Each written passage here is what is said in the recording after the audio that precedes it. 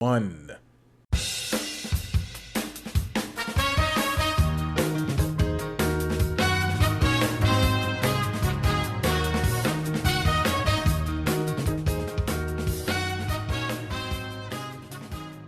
And welcome back to the Cotter.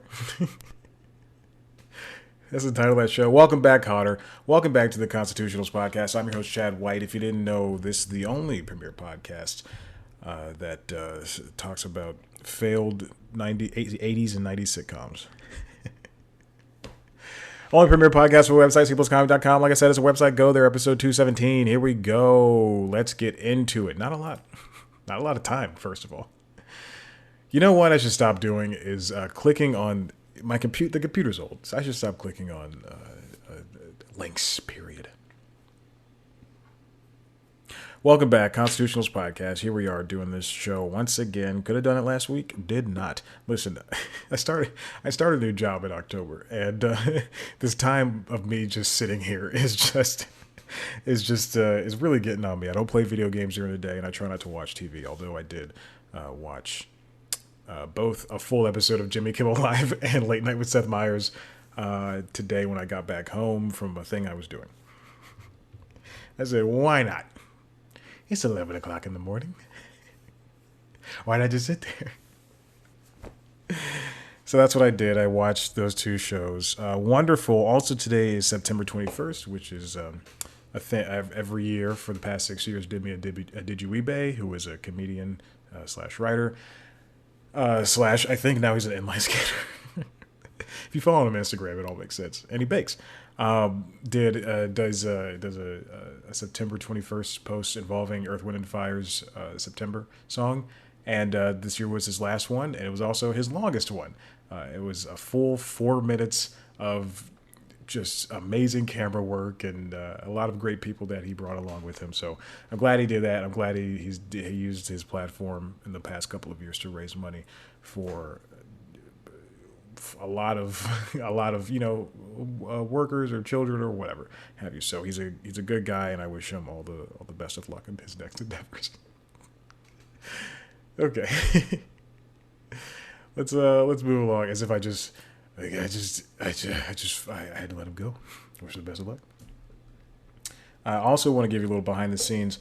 I have which I believe it was, as of last year, Rav Power's largest power bank. It is something I have in my book bag, currently sitting at 100% because I did use up about 30% of the battery, and so I just wanted to charge it.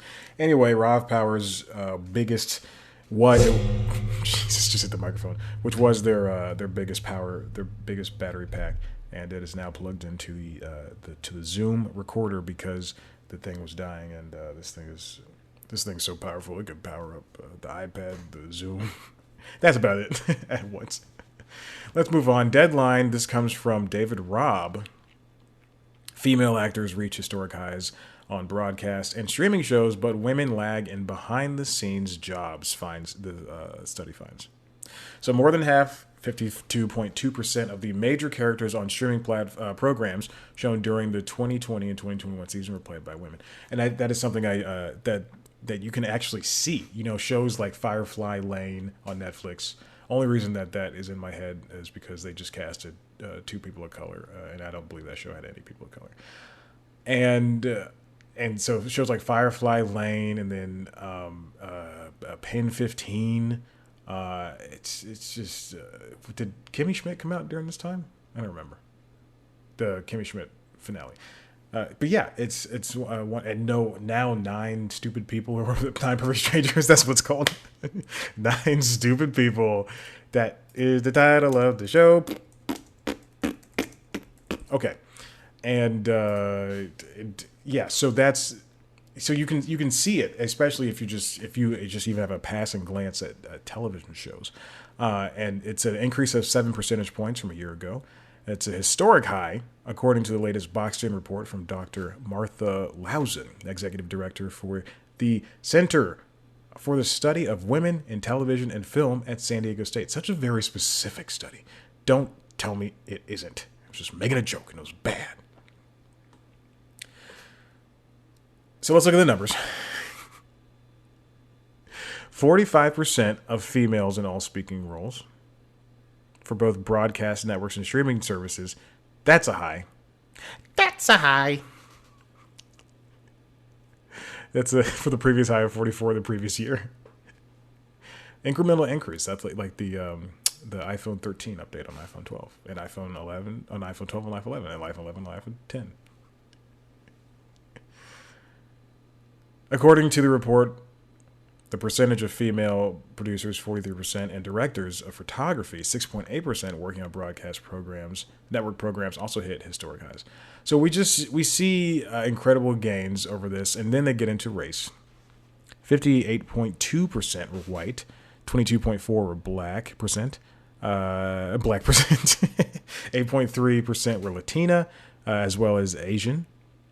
So that's two different percentages. Then there's a multi, which I find highly offensive, 0.4%. MENA, I don't know what that means. I don't know what that means. That's Middle Eastern and North African. I'm sorry. I don't know what that means.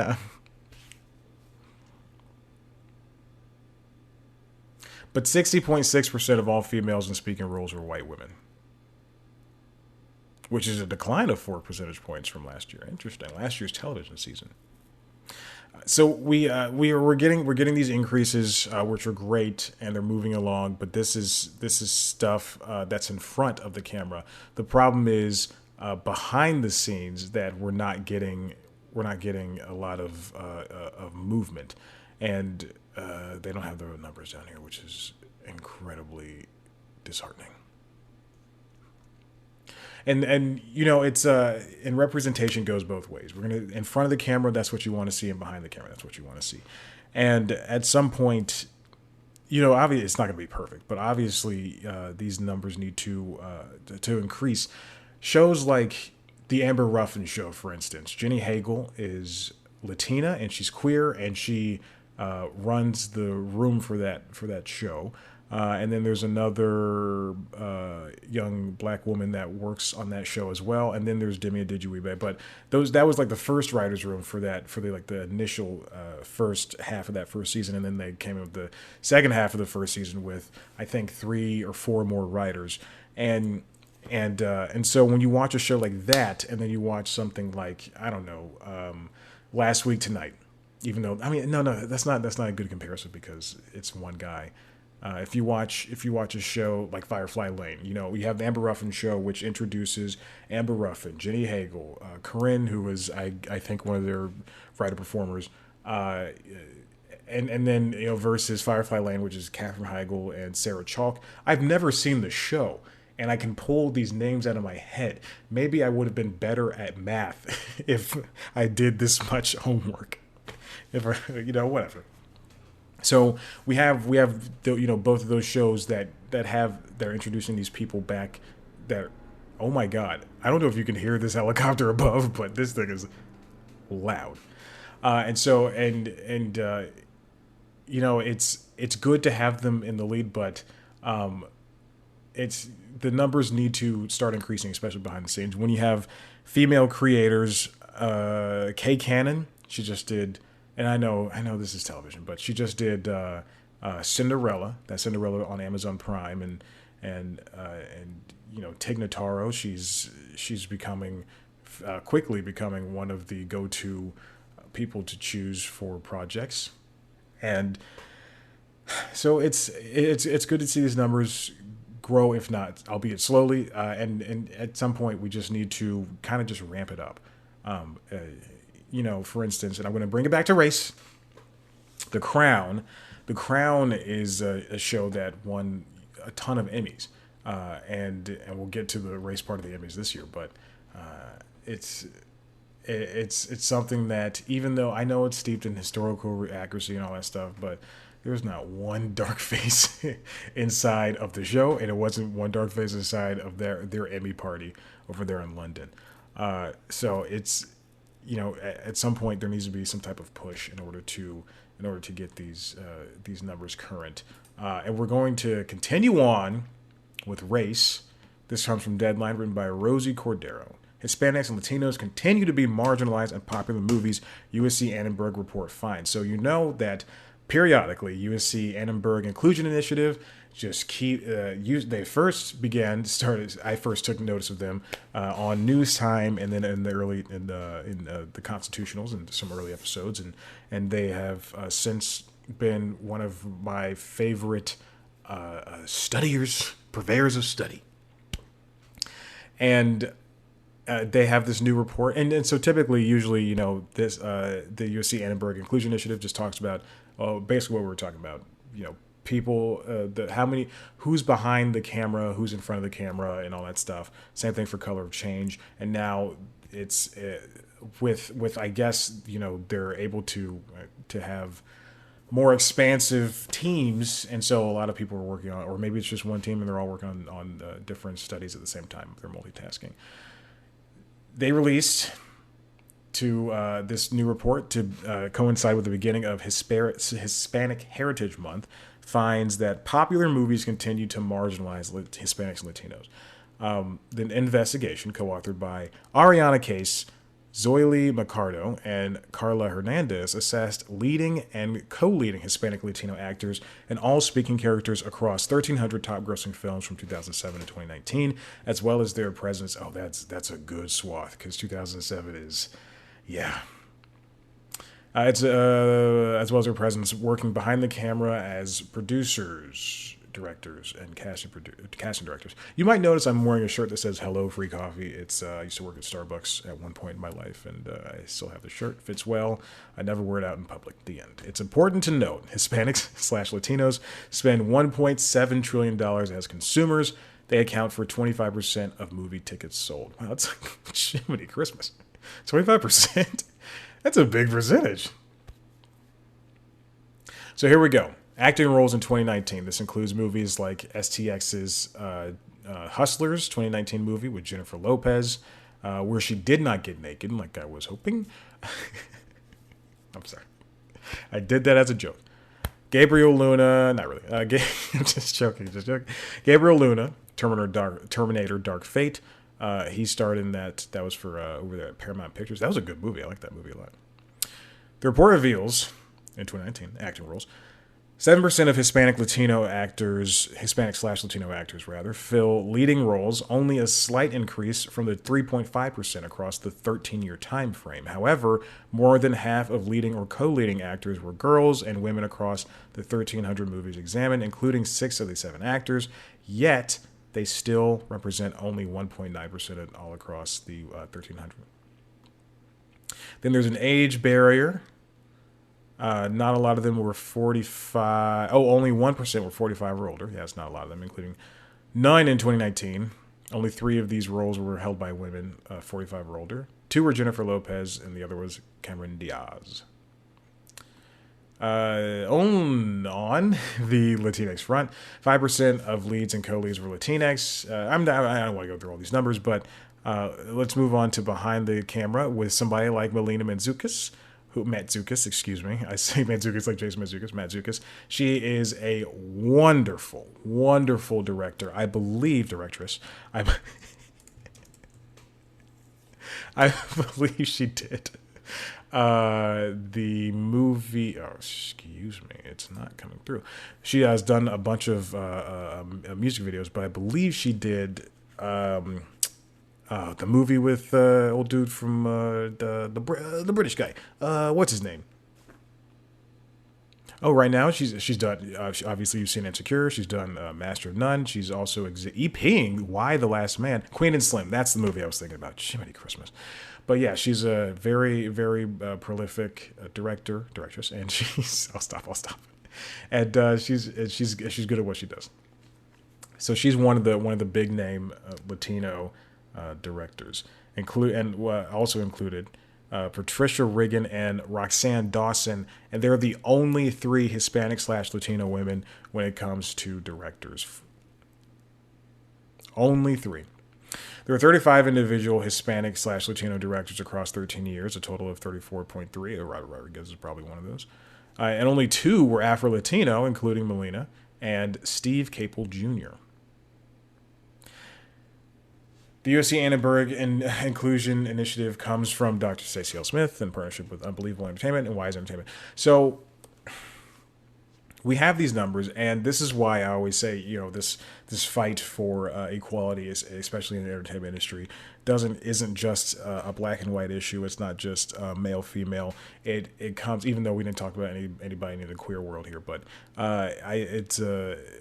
it comes at a cost when we say one group is more marginalized, or more attention is paid to them, or less paid attention to less paid to them than the other than others. Is we're pushing out segments of the audience, and I understand the argument has to be made essentially one at a time because people just don't want to accept all of it at the same time, but we're now at a point where all of these arguments can be made at once versus 20 years ago, where it probably could have been how come Martin Lawrence only gets casted in movies where he's playing a big old woman named Big Mama, versus who's Jim Carrey, I guess. Jim Carrey gets casted in Eternal Sunshine of the Spotless Mind. Things like that. Or the number 4, is that what it's called? 24, 21, 19. I don't know. So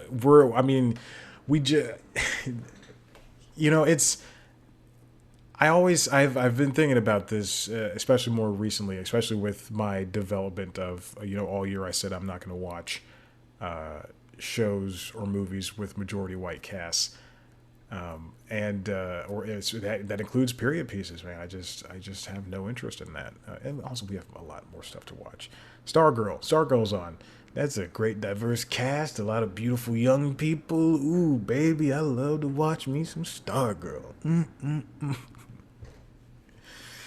Women love me. And we're going to have to keep tackling this, especially head on, and that's why it takes these studies in order to learn about why how many women are actually behind the scenes, and how many Latino people are getting roles that are getting roles, and then B are getting roles that are meaty and make sense and work. Because gone should be the days where a person of color is casted in something stereotypical. I just watched a trailer for a new Nick Cage movie that I truly do not know the title of. And but I just watched a trailer for it. What is the movie? Prisoners of the Ghostland. That's what it's called. Prisoners of the Ghostland. And it's made by the same production company that hold on, I even know what it's called. Yeah, Prisoners of the Ghostland. That's what it's called. It's made by the same production company, RJE, I believe, that is that produced his last 2 movies. And I looked at the, it's a movie where you see the very white Nick Cage get out, and like his thing is like he's an assassin, I guess, or a samurai sent to go find a young woman played by Sofia Boutella. But if you look in the background, all of the people in the background are Asian, or some of them are black, and it's interesting because I assume, based on the trailer, it takes place in Japan or something. The director is of Asian descent, and Sofia Boutella is, I believe, Latino or Latina. So it's great to. I'm recording a podcast. Can you please stop coming near my wall? But it's so great to see such a diverse, nonsensical movie. I mean, it's a neo-noir western, as what Wikipedia describes it as. But I mean, it just, none of this, the casting, the working with things, none of that should matter. I mean, Edgar Wright's new movie, one Last Night in Soho, I looked at the cast list, and it's just so white. And and people like that keep getting away. Greta Gerwig, Olivia Wilde, people like that get the people of the crown. they just keep getting away with that, and then you get mad at In the Heights because they didn't have they'd have a lot of Afro-Latina or Afro-Latino people, and you complain about that, or and then we watch something like Shang-Chi, where that's the only time we get an Asian actor in a Disney movie in a Disney movie period. But it's the only time we get an Asian like that, and you know, Crazy Rich, Crazy. I was thinking of Crazy Ex-Girlfriend, but Crazy Rich Asians. That's the only time we get, you know, Asian actors or Black Panther black actors or Coco Latino actors in roles because they has to deal with their culture. And yeah, that's how we should cast, you know, those movies. But wouldn't it be great to have a chance to have seen, you know, Chadwick Boseman in a movie like what is it called? Up All Night. What's a rom-com? How to Be Single, you know? See Chadwick Boseman in How to Be Single. To see let's see, who's in Cry Macho? That's Clint Eastwood. So, you know, I guess that, I don't know. Whatever. Anyway, it's just it's frustrating and disheartening sometimes, but also kind of uplifting when you see these, even if it's 1%, you see an increase in these. So yeah. So let's get on to the final topic, is the Emmys 2021. I guess it's fortuitous I didn't record this last week so I could talk about the Emmys. So the Emmys happened. They were. I want to preface everything that's coming up next with, I think it was a good show. And it was fine. You know, Cedric the Entertainer did his thing. I do believe it was too safe, and I'm not talking about the coronavirus. I'm talking about in terms of the comedy and everything around Jiminy Christmas and everything around everything that was done there. The winners were, you know, if I still did my Emmy ballots and I took the hour that it takes it took the half a day it takes to create them, but but if I did the Emmy ballots and I took the time to sit down, you know, the hour or so to look at, you know, and watch at least one episode of each show and understand what might be picked, then, you know, I would just go, okay, Crown, Ted Lasso, Mayor of Easttown, that's what's going to win stuff. And those are the shows that did. And that is a huge problem because it was a bunch of British, you know, actors or British based things that won, and then B, it's a lot of white things that won, as opposed to right now we're in this great age of great television where there's 10 or 12 streaming services out there, and let's name them all. Let's go. I got most of them on here. Had to use a face unlock to unlock the iPad. So what? There's Netflix, Hulu, Prime Video, Disney Plus, HBO Max, Showtime Anytime, Stars, Paramount Plus, Peacock, Apple TV. So that's 10. And then you also have Tubi's making its own stuff. So we have 10. And oh God, the camera just turned off. Oh no. Oh no, the camera just turned off. All right, well, I guess we're gonna go to break. And we'll get back at it. Here we go. Going to break, baby.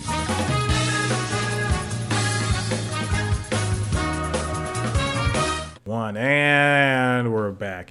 How often does that happen? That hasn't happened in a couple of episodes, but also I don't really know or care. So what I was getting at is we're in this great age where, you know, there's 10 or 11 or 12 different streaming services, as well as networks and cable providers and all that stuff. Cable networks and broadcast networks that create, you know, a bunch of good, amazing shows, or, you know, whatever, the subpar shows or even medium shows. And they're able to, a lot of them are now diversely casting, or they're making things that are very cultural. We got another Marie Kondo show on Netflix. We have Reservation Dogs on FX on Hulu, and I watched the pilot of that, and it's so good. And that will be, I guarantee that'll be Emmy nominated next year. But then now we're in a machination of our own undoing, because it is, and not the show The Undoing that was canceled. I'm talking about of our own undoing, because we're at a point where it is, you know, people only watch so many shows, and then when something is the it thing, like Ted Lasso, like Hacks, like Mayor of Easttown, then those are the shows that get chosen. And so you can see the Emmy winners just kind of follow along with a pattern, and it's a lot of stuff that's easily available, and by easily available I mean it's on Netflix versus you, because that's the most, that and Disney Plus are the most subscribed things. And then it's not like people search out Prime Video. Like I can't even, at least in my case, because I don't have a Fire TV stick, I have the Chromecast with Google TV. It's like the only time I'll watch Prime Video is if The Boys or Cinderella, if something interesting I want comes out. It's not like I'm searching for that stuff, because like sometimes you just pull it up and go, oh, like obviously you're subscribed and you're still paying for it. At least I mean I do. I know everything I'm paying for because I'm broke. But there's also I just don't want to have to. Prime Video is not alluring, and also the app sucks. I'm going to keep harping on that. But then it sounds like it's raining outside, but it's not. It has been raining all day though. But then you have amazing shows that don't get their that don't get their due. That don't get their due. Not Ricky Bobby. Who's the Water Boy? Water Boy came in from Water Boy. I gotta get some water. The water is good. I haven't seen that movie in 15 years. I don't know any quotes. All I know is water sucks. The alligators get all ornery if they don't brush their teeth. But Mama said. But Mama said. I had that on DVD. I don't believe I have it anymore because at one point I just started disliking Adam Sandler, and then in the past couple of years, before his resurgence, I rewatched a lot of his movies, and I just thought, man, why did I hate him? I didn't hate him. Why did I dislike him? But then we have shows like that don't get their due, but thankfully, at least being on the nominated lists, they at least get that bump. Because people, there's a lot of people that just they see what's nominated at the Academy Awards, and they'll watch those movies. They want to be in the know because they want to feel better about themselves. And I can assume that the same thing happens when you're a show that's nominated for the Emmys. So the Underground Railroad, that's a Prime Video joint. Shows like Pose on FX, and let's see, Pen 15 on Hulu. Emily in Paris for some reason is up there. Cobra Kai for some reason up there too. It's a comedy series. David Byrne's American Utopia over there on HBO. Don't know why 8:46, because I don't even think that's on Netflix, but it is under the Netflix banner, and that's Dave Chappelle's variety special. They're not calling it comedy, and that was the one that was recorded after George Floyd was killed. Don't know why it's nominated. It should not be nominated, period. And so we have these things that get their chance and get their due, but they're put up there with shows that are always going to be there regardless. Shows that no matter what, we're going to be there regardless. And it feels kind of fake and forced in that situation. So shows like WandaVision, shows like Bridgerton, shows like The Crown, The Mandalorian, like they're gonna be This Is Us. They're gonna be in these positions, and at some point, fighting between broadcast, cable, and streaming, and then let's say for comedy series, 50 series get a chance at putting their names in the hat, and it's four of them are from broadcast, 2 are from streaming, and then one of them is from cable. It's just and those are always the same shows that get nominated. It's just kind of unfair at some point. But the thing is, I believe this is how it works: is that Emmy voters, they vote for it. It's not like Ernst and Young, those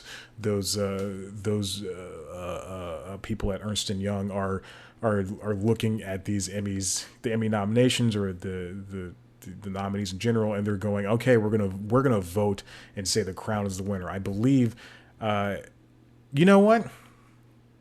I might be wrong. How do the Emmys work? I would love to know. So we'll find this out together.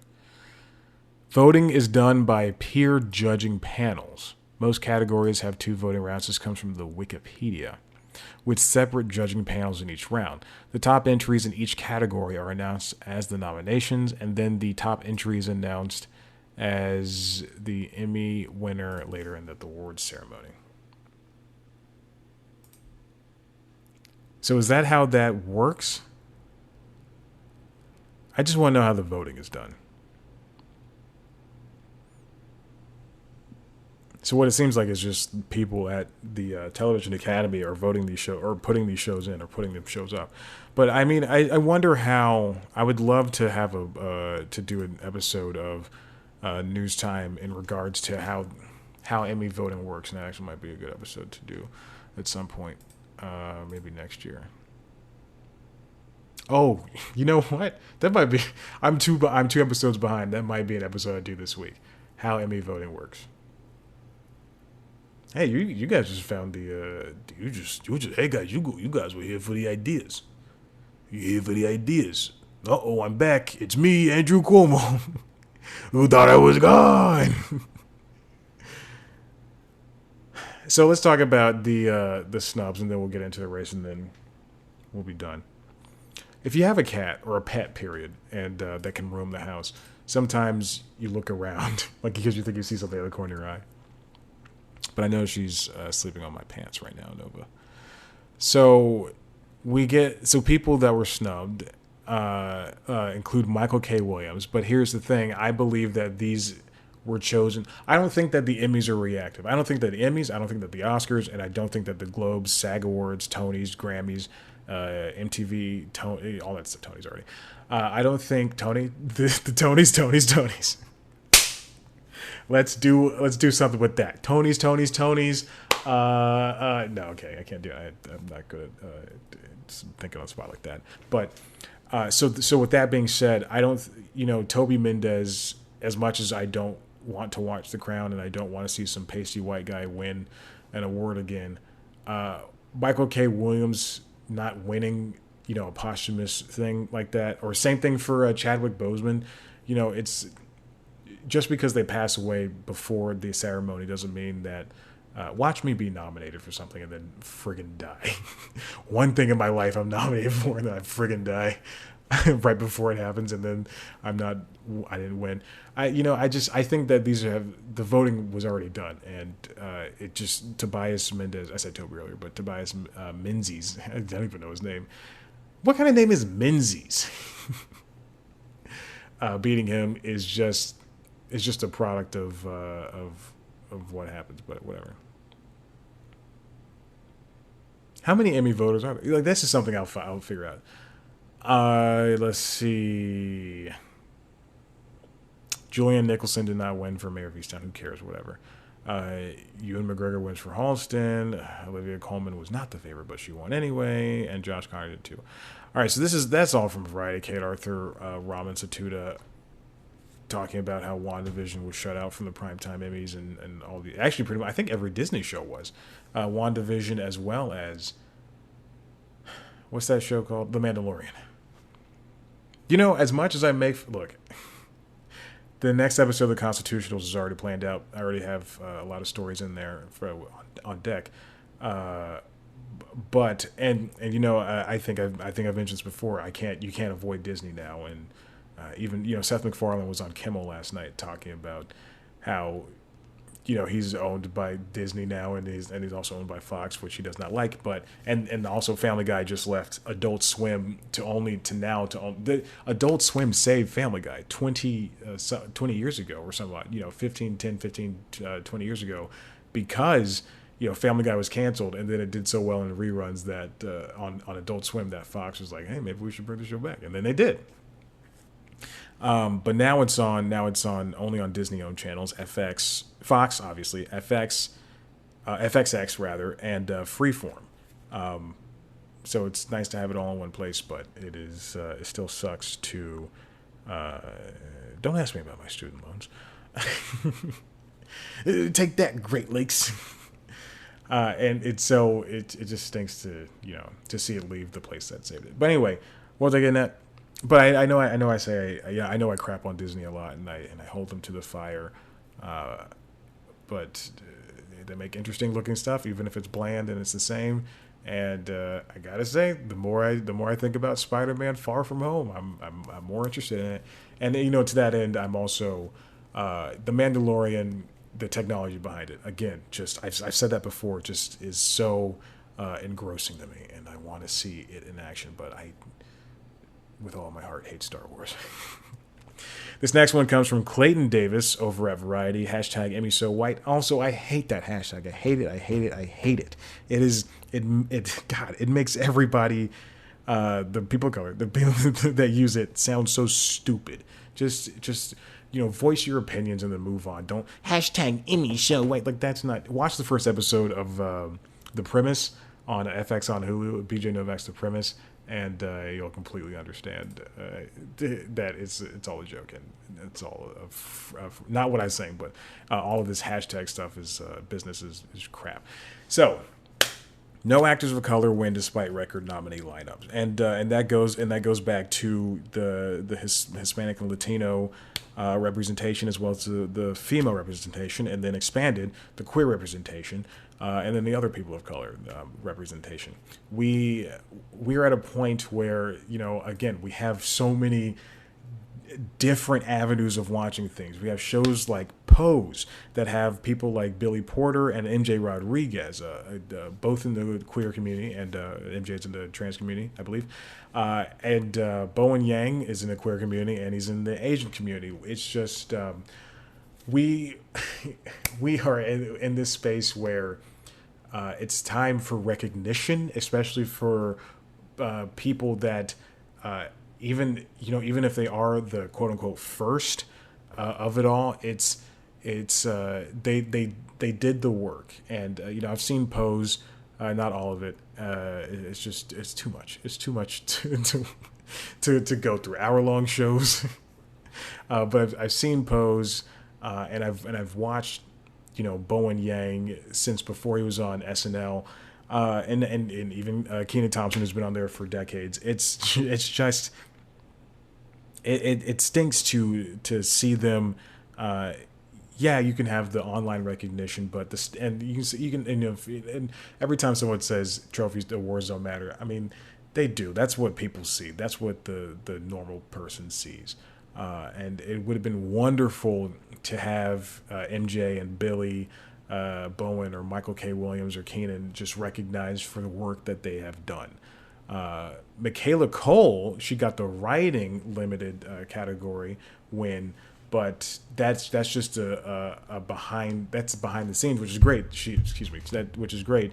She joins the likes of somebody like Cora Jefferson, who won for Watchmen, I believe, last year. I was just.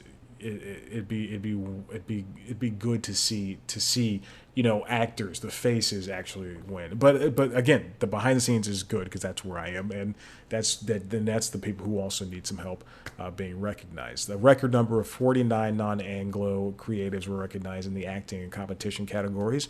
While many didn't expect anyone to unseat Jason Sudeikis, Gene Smart, and Gillian Anderson, pundits were expecting a couple of actors to break through, such as any of the actors from Hamilton and Reggae John Page.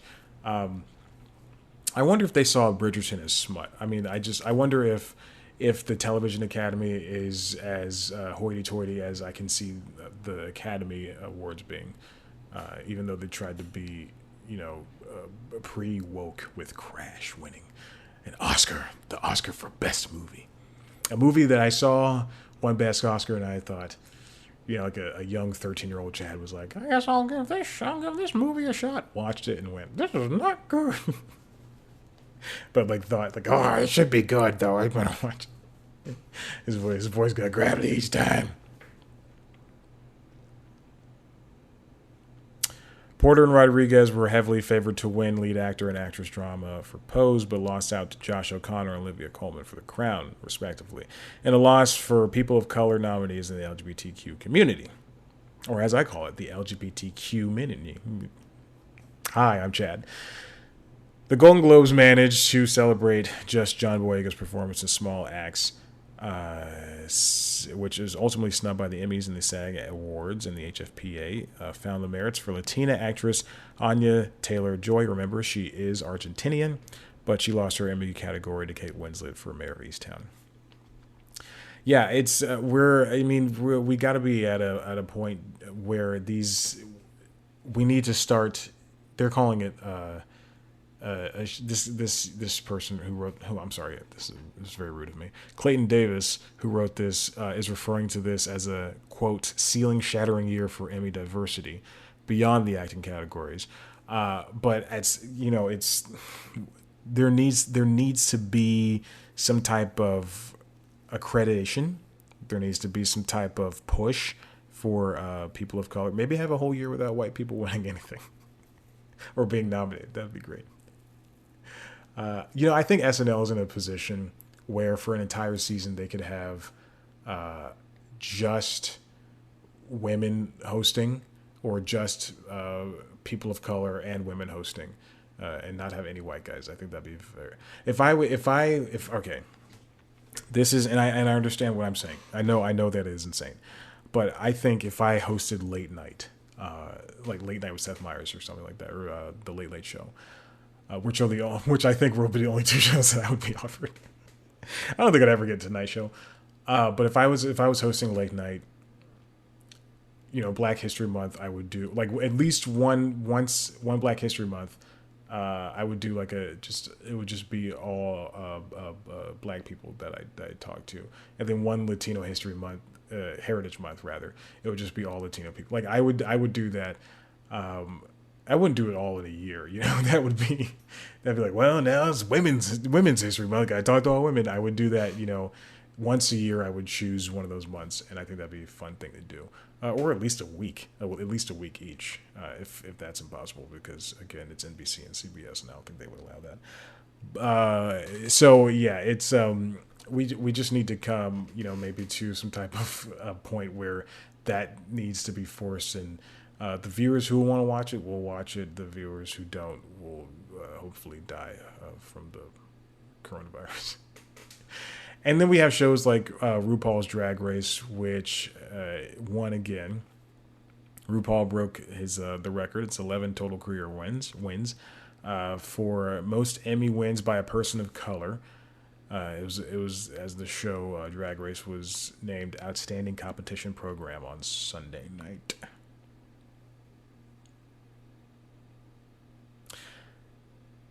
And then Jean Smart's win in lead actress comedy for Hacks makes her the fourth actor to win every acting award in a genre in a single category to go along with her trophies for Samantha. Okay. She's also 70 years old, so that's great. It's good to have. I was going to say octogenarian. It's good to have an older person, someone who's 45 or older, 50 or older, to win these awards. So even though I still think Hacks sucks. And it is probably the worst show that's aired on HBO since Luck. I genuinely do not like that show. I watched the entire season, and and it made me angry. And I think everybody involved in that show sucks except for who's her assistant, her CEO, the person that plays her CEO. I forgot their name, but that person is good.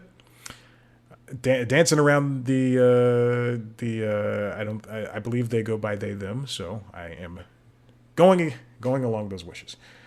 So yeah, let's get those winners back. Let's get some darkies up in there, and let's this diversity thing needs to be hammered home at some point. And if we need to force it in, then force it in. And in the same vein of that, diversity goes beyond just race. It also includes women and queer and even those people with disabilities, because I read a story that said that this microphone is really good. I'm like, it's in the perfect situation. My voice is perfectly projecting, and I'm moving around it, and it sounds wonderful. But I read a story last week that said the stage for the Emmys had to be ADA compliant, which I had not looked at the nominees in a couple of weeks, so I was hoping that maybe somebody with a disability can win. Or maybe, and then it got to the night and I realized, no one's nominated that can win. But maybe they'll have somebody who has a disability, and they're going to present. And no, they didn't. But having that stage be, and for lack of a better phrase, forced, better term, forced to be ADA compliant, really does open up the possibility that, the young woman who plays Barbara Gordon on Titans, she's missing a leg and she uses a wheelchair in the show, and she also, I believe, has a prosthetic leg. Oh, you know what? There were two presenters that had disabilities, I believe. Two Paralympic young women who performed in the Paralympics. So there you go. But maybe this opens up possibilities for that young one who plays Barbara Gordon. Let's see, Barbara Gordon, Titans. And she's great, and she hasn't been in anything, which is wonderful. So I hope her name is Savannah Welch. I hope her career just blossoms from this, because she's so good in that show, even though her character is written poorly.